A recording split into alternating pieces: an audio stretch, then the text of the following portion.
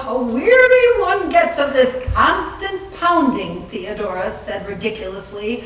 Next summer, I must really go somewhere else. There are disadvantages everywhere, Luke told her. In the lake regions, you get mosquitoes. Then there came suddenly the secret creeping silence they all remembered. Holding their breath, they looked at one another. Eleanor thought, we are in the eye of the storm. There is not much more time. And she watched Luke carefully carry a glass of brandy over to the doctor and hold it out, and then watched the glass slip through Luke's fingers to the floor. As the door was shaken violently and silently, seeming almost to be pulling away from its hinges. It can't get in, Theodora was whispering over and over, her eyes on the door. It can't get in. Don't let it get in. It can't get in. The shaking stopped. The door was quiet. and a little caressing touch began on the doorknob, feeling intimately and softly. And then, because the door was locked, patting and fondling the doorframe as though wheedling to be let in. It knows we're here. And Luke, looking back over his shoulder, gestured furiously for her to be quiet. And there was now a swift movement up and down the hall, as of an animal pacing back and forth with unbelievable impatience, watching first one door and then another, alert for movement inside. and there was again the little babbling murmur which Eleanor remembered. Am I doing it? She wondered quickly. Is that me? And heard the tiny laughter behind the door mocking her.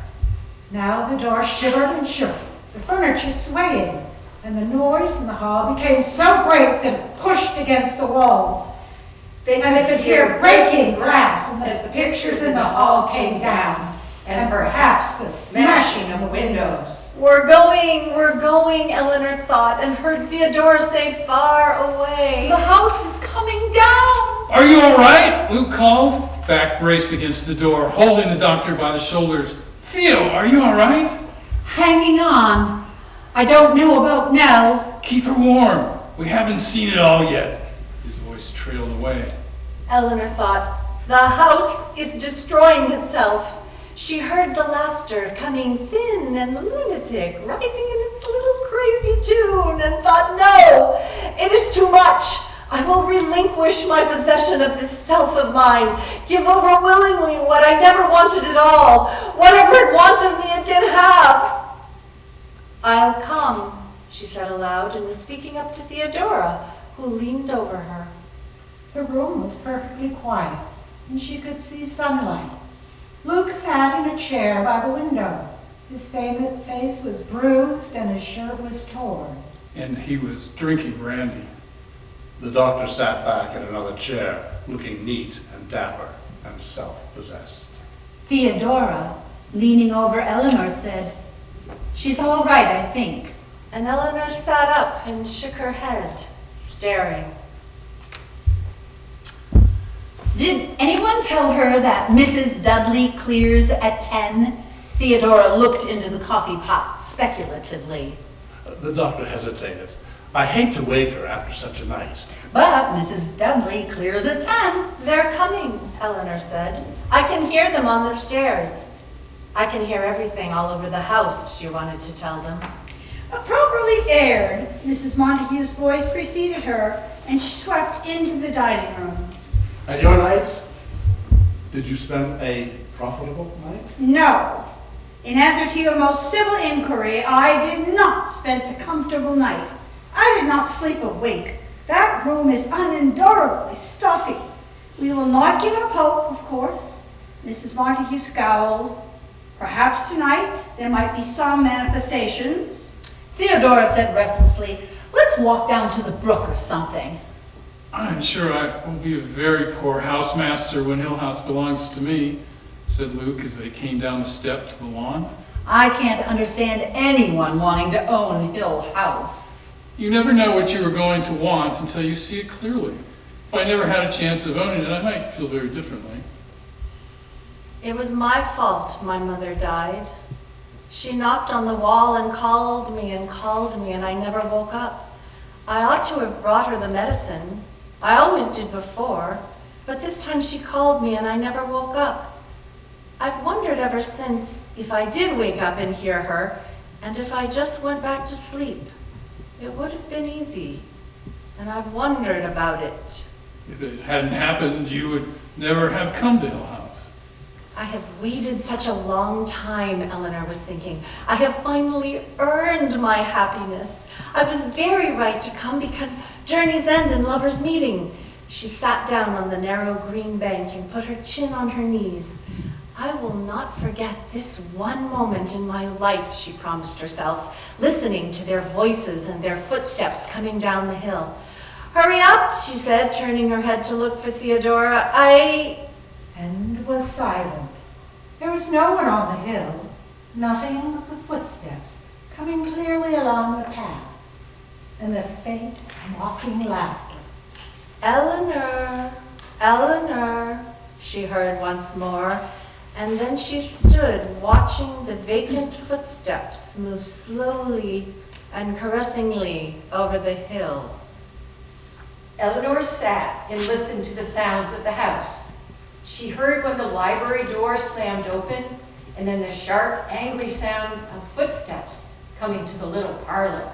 And then all of them turned as Mrs. Montague opened the door and marched in. I must say, Oh, my dear, But Mrs. Montague waved you aside angrily. if you had the decency, the common decency. After all, John, I did come all this way. I certainly must say that I never expected to meet with such cynicism and incredulity from you, of all people. All I ask is some small minimum of trust, a little bit of sympathy for all I am trying to do.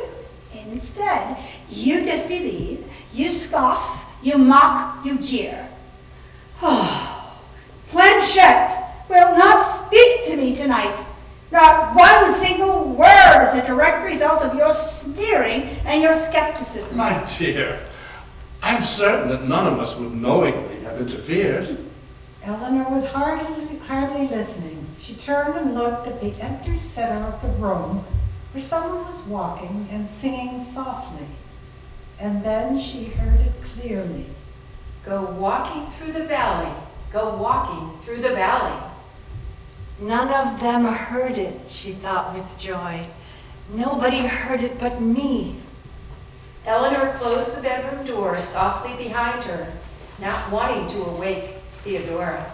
She had awakened with the thought of going down to the library, and her mind had supplied her with a reason.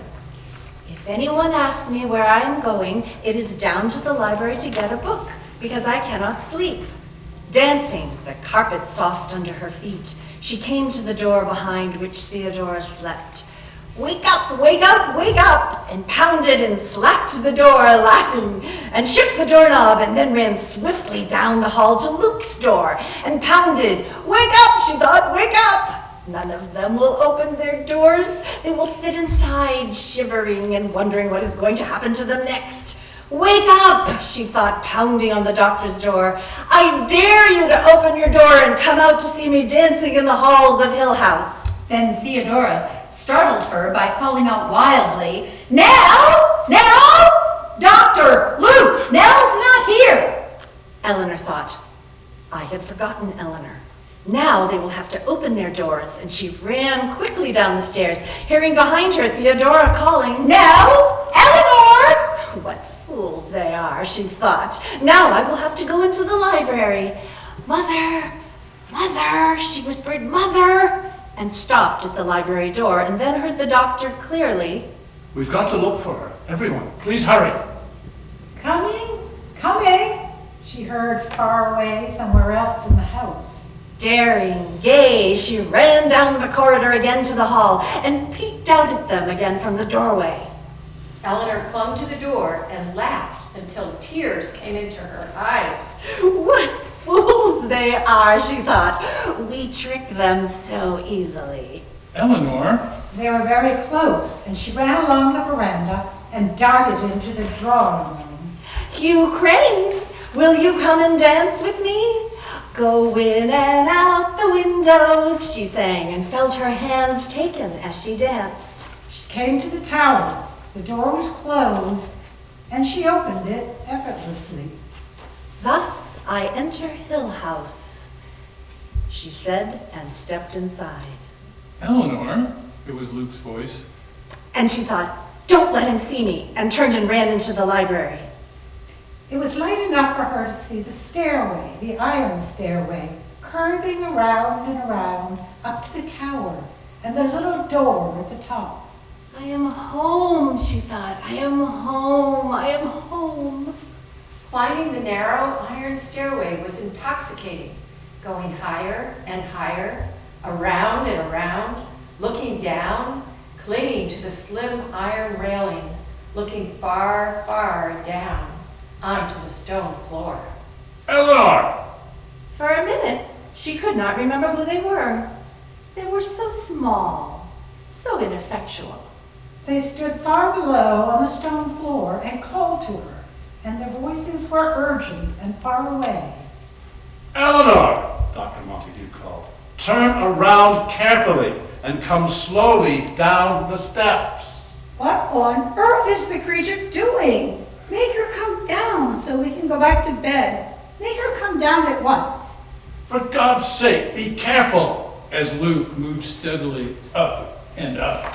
The thing is rotted away from the wall. It won't hold both of you. Above Eleanor was only the little trap door leading out onto the turret. She stood on the little narrow platform at the top and pressed against the trap door, but it would not move. Futilely, she hammered against it with her fists, thinking wildly, make it open, or they'll catch me. Glancing over her shoulder, she could see Luke climbing steadily around and around. Eleanor, stand still. Don't move. Stay perfectly still, Eleanor. Why? Eleanor looked down and saw the dizzy fall of the tower below her. The iron stairway clinging to the tower walls, shaking and straining under Luke's feet. The cold stone floor, the distant, pale, staring faces. How can I get down? She asked helplessly. Doctor? Move very slowly. Do what Luke tells you.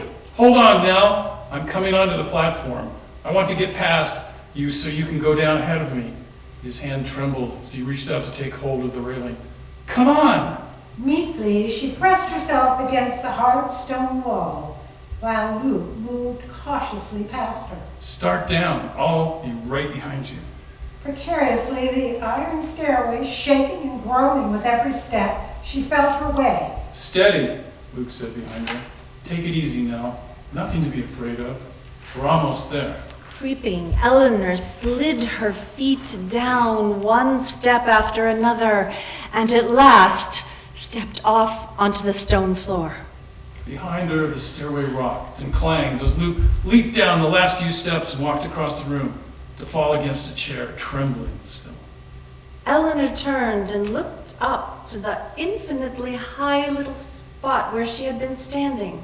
At the iron stairway, warped and crooked and swaying against the tower wall, and said in a small voice, I ran up all the way. I came down to the library to get a book. Nothing was said at breakfast, and Eleanor was served coffee and eggs and rolls just like the others. She was allowed to linger over her coffee, the rest of them, observe the sunlight outside. For a few minutes, she might have been persuaded to believe that nothing had happened. Luke passed her the marmalade. Theodore smiled at her. The doctor bade her good morning. Then after breakfast, Luke, Luke will bring your car around, the doctor said gently. Theodore will pack for you. But I can't leave, she said, wondering where to find words to explain. You have been here quite long enough. I haven't any apartment. I made it up. I sleep on a cot at my sister's. I haven't any home, no place at all. And I can't go back to my sister's because I stole her car. She laughed, hearing her own words, so inadequate and so unutterably sad. I haven't any home. No home. So you see, there's no place you can send me. I've already spoken to the sister. The sister was most annoyed at me because they had planned to go off on their vacation today. Although, why she should be annoyed at me? The doctor shook his head. Once away from here, she will be herself again. Can you find your way home? He asked Eleanor. Eleanor laughed. They made a solid line along the steps of Hill House, guarding the door. Beyond their heads, she could see the windows looking down. The house was waiting now, she thought, and it was waiting for her. No one else could satisfy it. The house wants me to stay, she told the doctor, and he stared at her. For your own safety, my dear, believe me, if I had foreseen this. Look, Eleanor was quiet for a minute, wanting to tell them all exactly how it was. I wasn't afraid, she said at last. I really wasn't afraid. I was happy. She looked earnestly at the doctor. Happy, she said. I don't want to go away from here. That, said the doctor, is why you are leaving in such a hurry. Eleanor closed her eyes and sighed, feeling and hearing and smelling the house. Far away, upstairs, a little eddy of wind gathered itself and swept along the floor, carrying dust. In the library, the iron stairway swayed. Hill House watched, arrogant and patient. So now I am going. Journeys end in lovers' meeting. But I won't go, she thought, laughed aloud to herself. They can't make me leave, not if Hill House means me to stay. With what she perceived as quick cleverness, she pressed her foot down hard on the accelerator. They can't run fast enough to catch me this time, but by now they must be beginning to realize I am really doing it, she thought, turning the wheel to send the car directly at the great tree at the curve of the driveway. I am really doing it. I am doing this all by myself now, at last.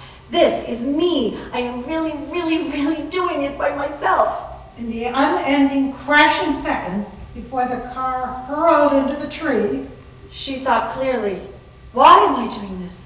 Why am I doing this? Why don't they stop me? Hill House itself, not saying, stood against its hills, holding darkness within. It had stood so for 80 years and might stand for 80 more. Within, its walls continued upright. Bricks met neatly. Floors were firm. And doors were sensibly shut. Silence lay steadily against the wood and stone of Hill House. And whatever walked there, walked alone.